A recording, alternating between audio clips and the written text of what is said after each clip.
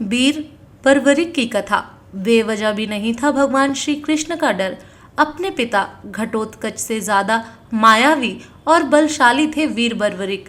कर्ण की तरह दानी, शक्ति स्वरूपों के अनन्य उपासक। इसी उपासना और गुरु विजय सिद्ध सेन की कृपा से उन्हें मिला था अतुलित बल, इंद्रियों को वश में रखने का वरदान और हमेशा साथ रहने वाले 3 अचूक बाण।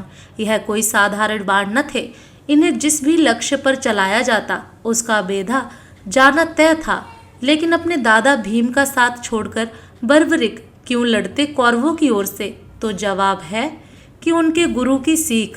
गुरु ने कहा था कि युद्ध में हमेशा कमजोर का साथ देना, बस इसी को लेकर चिंता थी भगवान श्री कृष्ण को। बर्बरिक जब पांडव के खेमे में पहुंचे तो भगवान श्री कृष्ण ने बातों ही बातों में उनसे अपने दादा के पक्ष में युद्ध करने के बारे में पूछ लिया। इस पर बर्बरिक ने जवाब दिया कि वह अपने गुरु को वचन दे चुके हैं कि हमेशा कमजोर के साथ ही रहेंगे। इस युद्ध में जो हारता दिखेगा उसी के पाले में खड़े होकर वह युद्ध करने लगेंगे। साथ ही उन्होंने अपनी 3 बाणों के गुण भी बताए। केवल 2 बाण विशाल से विशाल सेना का खात्मा करने के लिए ही काफी थे। यह सुनना था कि पांडव खेमे में खलबली मच गई। उन्हें लगा कि अगर कौरव हारने लगे तो बर्बरिक कौरवों की तरफ से युद्ध करने लगेंगे। श्री कृष्ण को इस बात का भान था। उन्हें पता था कि इस धर्म युद्ध में अधर्म की हार तय है, यानी कौरव पराजित होंगे। लेकिन जैसे ही बर्बरिक कौरवों को पराजित होता देखेंगे तो अपने प्रण के मुताबिक उनकी ओर से युद्ध में उतर जाएंगे। भगवान श्री कृष्ण ने बर्बरिक से पूछा कि वह अगर युद्ध ही ना करें तो? इस पर बर्बरिक ने जवाब दिया कि ऐसा नहीं हो सकता। वह योद्धा हैं और युद्ध तो करेंगे ही, गुरु के दिए वचन को भी निभाएंगे। इतना कहते हुए वह बाहर चले गए पांडव खेमे में। इसके बाद मंत्रणा हुई। तय हुआ कि भगवान श्री कृष्ण जी इस संकट से उबारने का हल तलाशेंगे। श्री कृष्ण अगले रोज ब्राह्मण के वेश में बर्बरिक के पास पहुंचे। तब वह ध्यान मुद्रा में लीन थे। उनके बगल में 3 बाण रखे हुए थे। ब्राह्मण को देखकर बर्बरिक ध्यान मुद्रा से बाहर आए और चरणों में प्रणाम किया। ब्राह्मण ने पूछा, यहाँ पीपल के पेड़ के नीचे ध्यान मुद्रा में बैठे होने का क्या कारण है और तुम कौन हो? बर्बरिक ने उन्हें अपना परिचय देते हुए बताया कि वह युद्ध करने आए हैं। ब्राह्मण ने इस पर कहा, तुम्हारे पास तो केवल 3 बाण हैं, इनके सहारे कैसे करोगे युद्ध? इस पर बर्बरिक ने उन बाणों के अमोघ होने की पूरी कहानी सुनाई।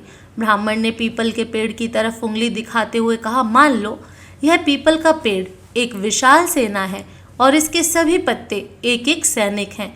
कैसे तुम इन बाणों से उन्हें भेद सकोगे? इस पर बर्बरिक जैसे ही अपने बाणों का चमत्कार दिखाने के लिए धनुष उठाने को मुड़े, श्री कृष्ण ने पीपल का एक पत्ता अपने पैर के नीचे छुपा लिया। बर्बरिक ने अपने धनुष पर एक बार चढ़ाया और पीपल के पेड़ की तरफ छोड़ दिया। सभी पत्तों पर निशान लग गए। इसके बाद जैसे ही उन्होंने दूसरा बाण छोड़ा, सभी पत्ते जमीन पर जा गिरे और तीर ब्राह्मण के पैरों में जाकर लग गया। ब्राह्मण के पैर से खून रिसता हुआ देखकर बर्बरिक हैरान हो गए। उन्हें अंदाजा हो गया कि यह कोई साधारण ब्राह्मण नहीं है, अन्यथा इनकी मौत हो गई होती।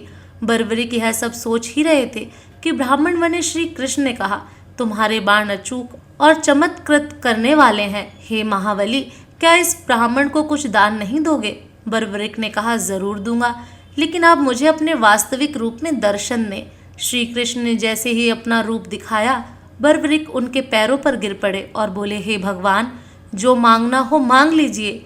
भगवान श्री कृष्ण ने उनका शीश मांग लिया। इस पर बर्बरिक ने कहा, लेकिन भगवान, मैं महाभारत का युद्ध देखना चाहता हूँ। मैंने सुना है कि इतना बड़ा युद्ध ना तो कभी लड़ा गया है और ना ही कभी लड़ा जाएगा। यह अवसर मुझसे मत छीनिए। इस पर श्री कृष्ण ने कहा कि धड़ से शरीर अलग होने के बाद भी जीवित रहेगा। आंखें सब देख सकेंगी और कान सब सुन सकेंगे। यह सुनते ही बर्बरिक की इच्छा पूरी हो गई और उन्होंने तलवार से अपना शीश काटकर भगवान श्री कृष्ण को दे दिया। मधुसूदन ने बर्बरिक का कटा सिर कुरुक्षेत्र के पास की ऊंची पहाड़ी पर रख दिया, जहां से उसने महाभारत का पूरा युद्ध देखा।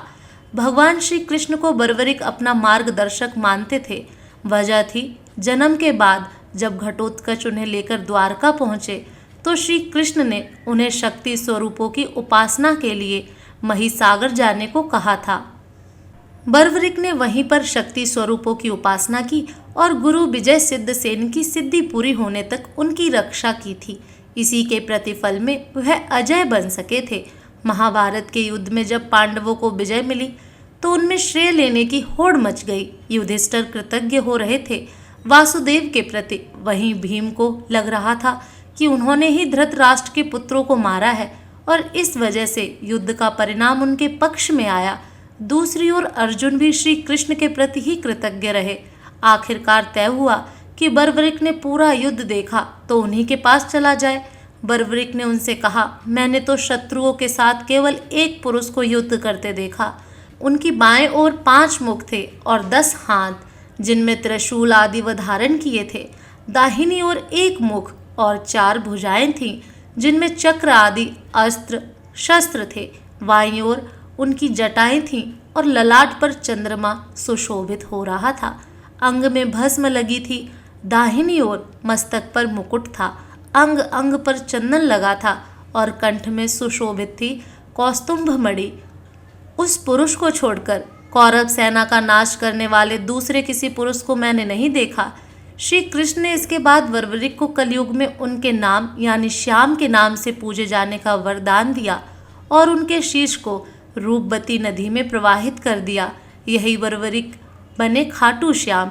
माना जाता है कि कलयुग आने के कई साल बाद बर्बरिक का शीश एक नदी में पाया गया, जिसे राजस्थान के सीकर जिले में श्याम कुंड के पास दफना दिया गया।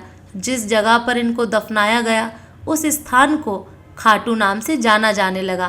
कहते हैं कि जहाँ से दफनाया गया था उस जगह गाय जाती है तो उनके थन से दूध रिसने लगता था।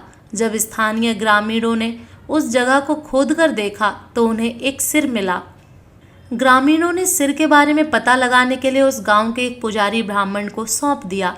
इसी बीच उस स्थान के राजा रूप सिंह चौहान को स्वप्न में खाटू श्याम ने दर्शन दिए और कहा, जहां उनका सिर मिला था वहां एक मंदिर बनवाने की बात कही। राजा ने आदेश का पालन किया, मंदिर का निर्माण कराया और फागुन शुक्ल एकादशी को खाटू श्याम की प्रतिमा स्थापित करवाई। तभी से यहाँ फागुन में 12 दिन का मेला लगता है, क्योंकि जहाँ सिर मिला उस जगह को खाटू नाम से जाना जाता था। इसलिए बर्बरिक को खाटू श्याम कहा जाने लगा। इस प्राचीन मंदिर पर आक्रांताओं ने कई बार हमला बोला, नुकसान पहुंचाया। बताते हैं कि सन 720 ईस्वी में राजा अभय सिंह ने इसका जीर्णोद्धार करवाया। बर्बरिक और खाटू श्याम के अलावा उन्हें मोरवी नंदन, बाणधारी, शीशदानी, कलयुग अवतारी, लखदातार, मोर्चरी धारक जैसे नामों से भी जाना जाता है। खाटू श्याम के मेले का आकर्षण यहाँ होने वाली मानव सेवा भी है। मान्यता है कि श्रद्धालुओं की सेवा से सारे मनोरथ पूरे होते हैं। मेले के दौरान निकलने वाली निशान यात्रा भी खूब प्रसिद्ध है। श्रद्धालु खाटू श्याम का पीला विशाल ध्वज और नारियल लेकर यात्रा पर निकलते हैं। निशान यात्रा में वे श्रद्धालु शामिल होते हैं जो खाटू श्याम से कोई मनोकामना पूरी करने की मन्नत लेकर आते हैं। राजस्थान के अलावा देश के कई हिस्सों में खाटू श्याम के मंदिर हैं। यही नहीं, नेपाल, पाकिस्तान, थाईलैंड और ऑस्ट्रेलिया आदि में भी खाटू श्याम के प्रसिद्ध मंदिर हैं। प्रेम से बोलो खाटू श्याम महाराज की जय।